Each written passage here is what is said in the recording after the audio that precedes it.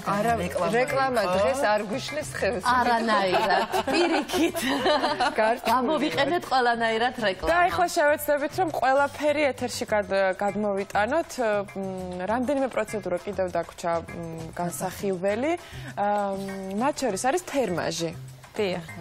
რომელიც დასახელებიდან გამომდინარე გულისხმობს რაღაცა ალბათ დატენიანების პროცედურას თუ არა? არა, აქვს საერთოდ დატენიანებასთან არაფერი გაცხელება. თერმული.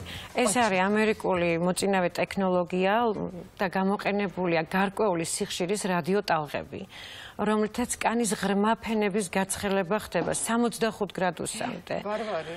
და ხდება კოლაგენის ფიბრობლასტების აქტივაცია ხდება.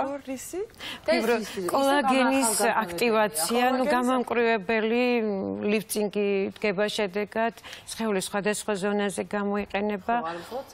ყელზეც შეიძლება. ყელზეც, არა მარტო ყელზე. ეხლა საუბრობდით ზუსტად რეკლამის დროს იმაზე, რომ უმეტესობა ამ ყველა პროცედურას არ აქვს იმ წამიერი ეფექტი, ანუ ექიმის კაბინეტიდან რომ გამოდიხართ, იმ წუთში შეიძლება არაფერი არ გეტყობოდეს გარდა სიცოცხლისა და პირიქით რაღაცა პატარა დისკომფორტებისა. მაგრამ დრო ჭირდება ამას. შესაბამისად, ეს პროცედურები მიყოლებით თუ არ არის პროტოკოლში, არ უნდა გაიკეთოთ ქალებო და გოგოებო, აცალეთ თქვენ კანს, რომ როგორც ექიმა თქვა, გადახარშოს ეს ახალი ინფორმაცია და დაიწყოს ის ჩაირთოს ის მექანიზმები აღდგენის. სეზონურობა უნდა იყოს გათვალისწინებული. როცა პაციენტი ამბობს, რომ მიდის ზღვაზე დასასვენებლად, არ შეიძლება პილინგი იყოს ჩატარებული, ლაზერული აბლაცია შეიძლება იყოს, ლაზერული ეპილაციაც კი, რაც უნდა პირდებოდეს მწარმოებელი, რომ უსაფრთხო ანამზეულის მიღება ძალიან დიდი სიფრთხილით უნდა იყოს შერჩეული. აი ხა თქვენი ამ 11 საფეხურებრივი პროტოკოლიდან მე ავირჩიე 2. ეს არის ჰიდრატაცია და ლიფტინგი, ხო? აი, მოგვიყევით ერთის მაგალითზე მაინც მოგვიყევით. აი, თქვენ რაც კონკრეტული პროდუქტი გიჭირთ. ჰიდრატაცია. ფაქტიურად რაც მაგიდაზე გიდევთ, ხილი, ბოსტნეული, ყველა არის გამოყენებული. უბრალოდ არის გასუფთავებული. ჩვენი მაგიდა ჩადგმული არის. რა თქმა უნდა. გასუფთავებული არის მინარევებისაგან. ეხლა თქვენ რომ ნიღაბი გამოიყენეთ, იქიდან კანმა რა აითვისა, ეს არის უკვე ფასაკითხი. დიახ. ამაში ამ მთელი თიკას ბანანი ჩემიყავ. დიახ. დიახ, ყავა არის გამოყენებული, კოფეინი. დიახ. და შენი რა? ჩემი კეთილი გული. შენი კეთილი გული. ეს არის ბიოლოგიურად აქტიური კონცენტრატი. ანუ ხილიდან ავიღეთ ის, რაც იყო საჭირო. საუკეთესო, ბოსტნეულიდანაც და ყავიდანაც. ყავა ხშირად არის გამოყენებული, კოფეინი კარგია სტიმულს აძლევს კანს. იცით რა მინდა გკითხოთ, ეს აუცილებლად თქვენთან უნდა მოვიდე მე და გამიკეთოთ. აიქო, არ დაგამწეს ეს კითხვა, მაპატია რომ გაწყვეტებ, იმიტომ რომ უნდა ვნახოთ კურიერის მოკლე ანონსი და შემდეგ განვარცხებთ.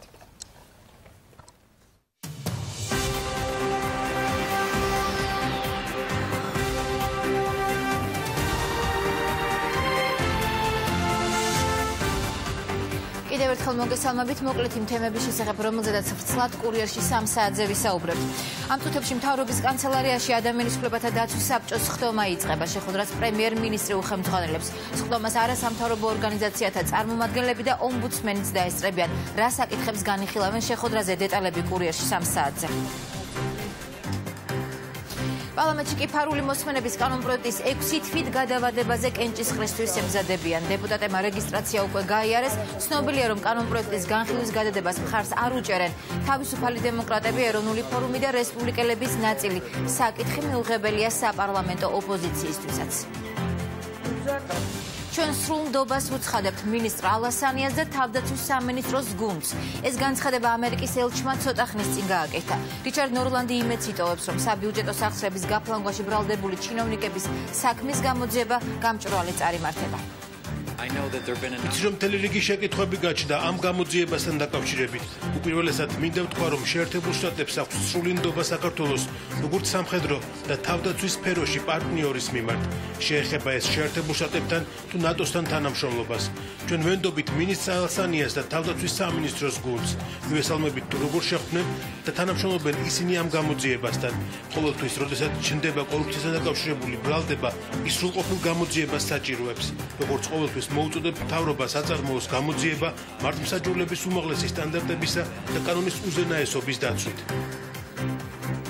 ერთ საათში კურიერში რატომ მოხდა კანონიერი ქურდი შაქრო კალაშოვის ესპანეთიდან რუსეთში ექსტრადირება. ამ თემაზე განმარტებები მინისტრთა კაბინეტის წევრებმა გააკეთეს. ხელისუფლების წარმომადგენლებს არ აქვთ ინფორმაცია, როგორ მოხდა ესპანეთის მიერ კანონიერი ქურდის რუსეთისთვის გადაცემა. მინისტრები ვერც იმას აკონკრეტებენ, რა ეტაპზე იყო ქართული მხარის მიერ კალაშოვის ექსტრადირების საკითხი. ამ და სხვა მთავარი თემებით კურიერი პირდაპირ ეთერში 3 საათზე დაბრუნდება დროებით.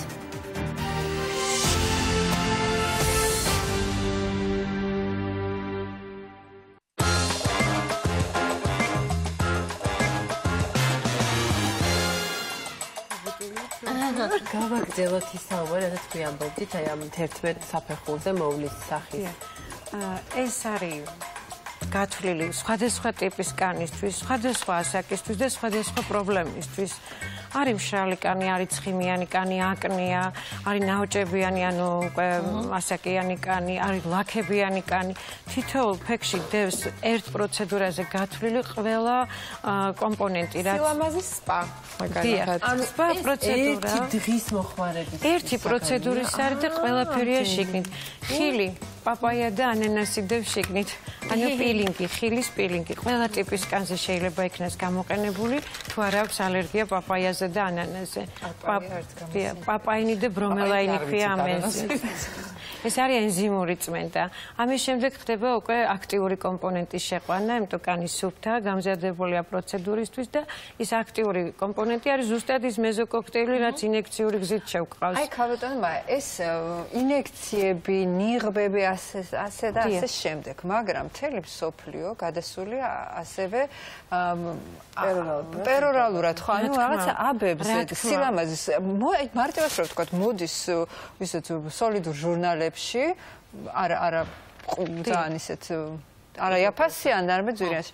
სულ არის სარეკლამო გვერდები, აი ესეთი აბესილამაზის ადამიანამატების. მე რაღაცა პერიოდში ცოტა ეჭვის თვალით ვუყურებდი. აი წასმით კიდე წაისვავ რაღაცას ისე თქვა ბოლომდე რომ ვერ ერკვევი მეგონა და ახლა წამალი დავლიო და ძალიან ბუმია ეხლა და ჩვენთან ჯერ არ არის. შეიძლება შიგნიდანაც გავლამაზდეთ აბები. რა თქმა უნდა, ამას ქვია ზუსტად ბიორევიტალიზაცია შიგნიდან. ანუ რა დეფიციტიც არის ორგანიზმში, მიკროელემენტების, ვიტამინების, ამინომჟავების შეგვიძლია მივიღოთ აბების სახით და გამართლებულიც არის და ეფექტიც ხანგრძლივია უკვე მეზოთერაპიის და შედეგს ხედა უფრო ხანგრძლივს. პაციენტიც გმაყოფილია და ექიმიც. ანუ ჩვენ ვთქვათ, ჩვენ პროცედურების დროს უნდა დავეხმაროთ პროცედურებს თუ შეგვიძლია ასეთი საკვების დანამატი, რა თქმა უნდა, ეს უნდა იყოს 100% ნატურალური და ბუნებრივი კომპონენტებისგან შემდგარი.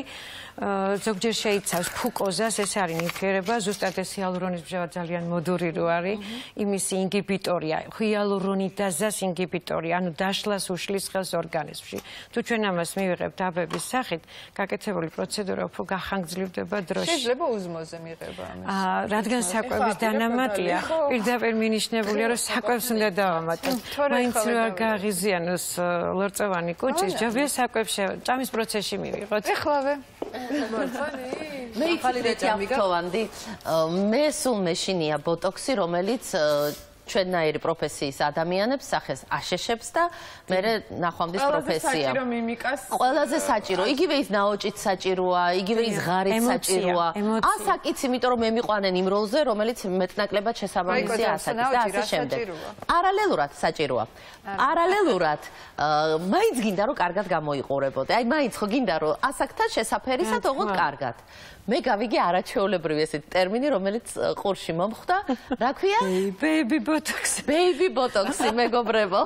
სახიობებო, რომლებაც გინდათ და გვინდა ვიყოთ ახალგაზრდა, მაგრამ თან არ დავკარგოთ მიმიკის ნაოჭები.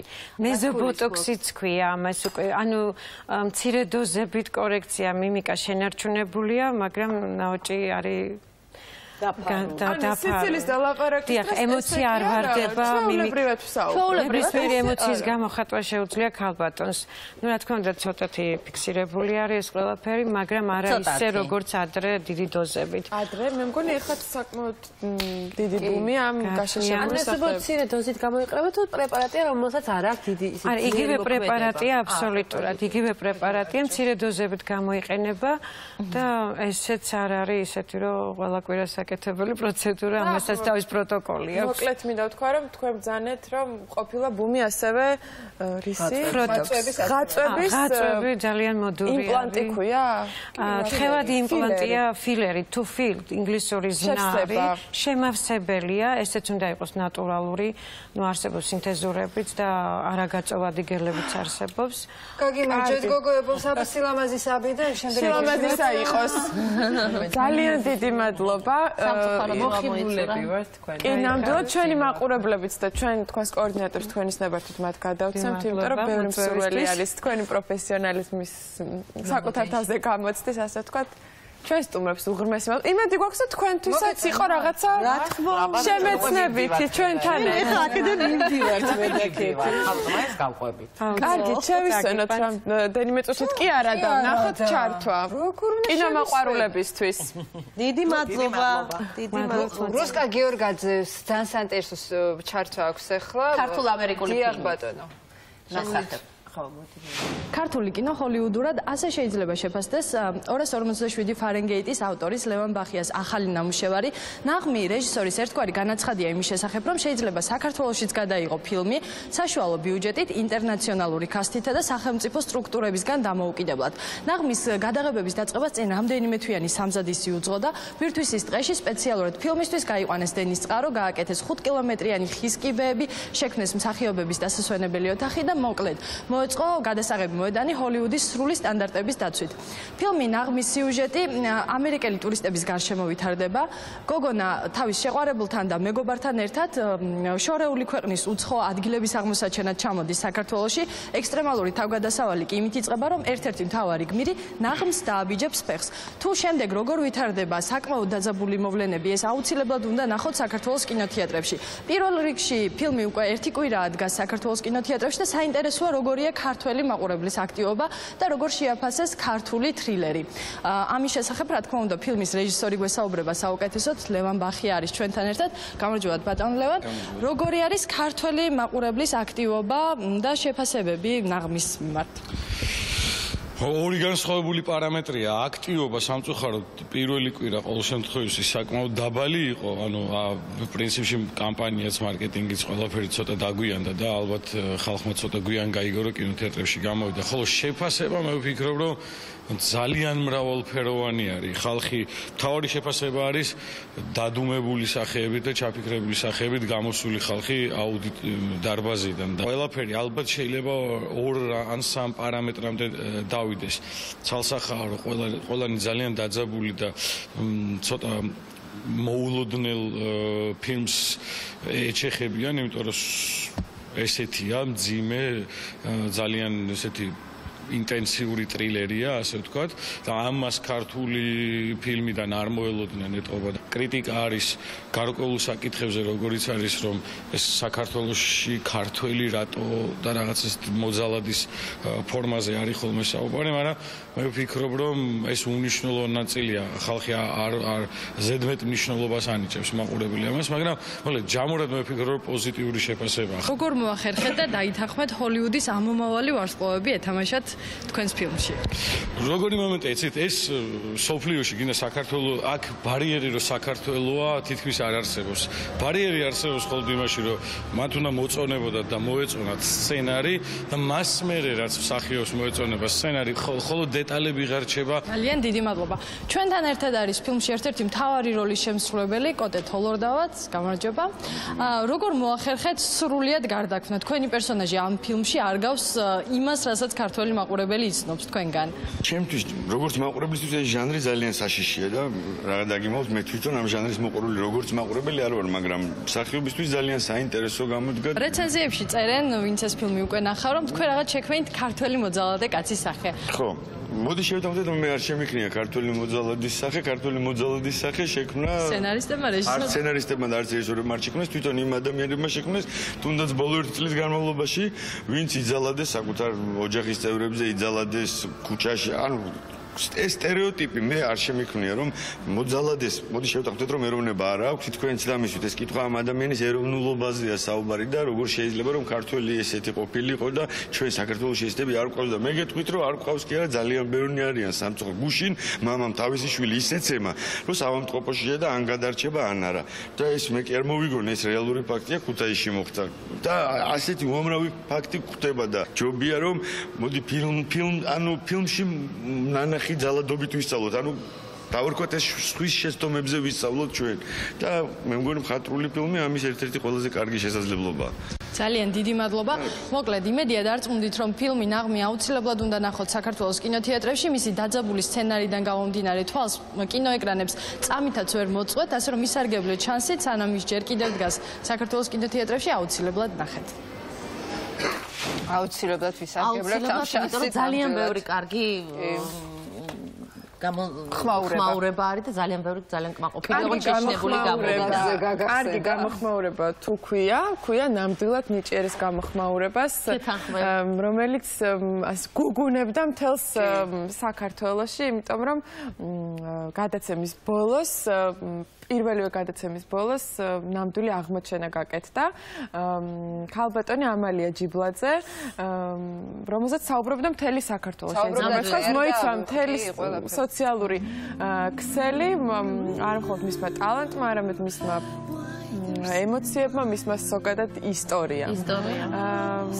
ამიტომ მე როგორც ვიცი, უკვე აქვს მუსიკალური გამოხმაურებებიც ამ ქალბატონს და როგორც ვიცი, ნიკოლოზ რაჭველმა გადაწყვიტა რომ იმუშაოს მასთან და ჩვენ გადავწყვიტეთ რომ მათი ერთობლივი ნამუშევარი მომავალ ოთხშაბათს მარინა ბერძის მუსიკალურ რუბრიკაში გაჩვენოთ და მიუხედავად იმისა რომ გარკვეული აჟიოტაჟი აწყდა თუ არ ვცდები გუშინ საღამოს ამ გამოსვლასთან დაკავშირებით გაჩნდა გარკვეული ეჭვი. იმდენად კარგი იყო რომ დაუჯერებელი იყო და სწორედ ამიტომ უფრო კარგი იქნება თუ ჩვენს ეთერში პირდაპირ ეთერში მაყურებელი დარწმუნდება ამალია ჯიბლაძის ცოცხალ შესრულებაში. კი, გააქარწყლებს ყველანაირ ეჭვს. ჩვენ ახლა უყურებთ მომღერალ ანრი ჯოხაძის Facebook-ს და აქ საუბარია იმაზე, რომ ქალბატონი ამალია მღეროდა ფონოგრამაზე, გამოითქვა ასეთი ვარაუდი და ამიტომ ატყდა ეს აჟიოტაჟი. კარგი. საუკეთესო დასტური იქნება, მე ვფიქრობ, მომავალი ოთხშაბათი. ეთერში ცოცხალი შესრულება, აგერ თქვენ, აგერ ჩვენ და აგერ ქალბატონი ამალია ჯიბლაძე. ანდრისაც პატიჟებს აზრის გამოსათქმელად, რა თქმა უნდა, დარწმუნებული ვარ, საინტერესო ეთერი იქნება. შეიძლება დუეტიც კი იმღერო. მოხდეს ასეთი სასწაული. რა თქმა უნდა, იმ ოთხშაბათს უკვე კიდევ ახალი აღმოჩენებით ვიქნებით ავტორები, იმიტომ რომ ორ შაბათს შემდეგი სერია გავა ნიჭიერის უსთავიერის ეთერში, ასე რომ საინტერესო ოთხშაბათი გვექნება. კარგი გოგოებო, აბა მეორე ვიტამინის მისაღები გვაქვს და არ გავიდეთ საღამოსკენ არაურიო. არ გავიდეთ რეკლამაზე. გავიდეთ. დავბრუნდეთ შემდეგ ისე.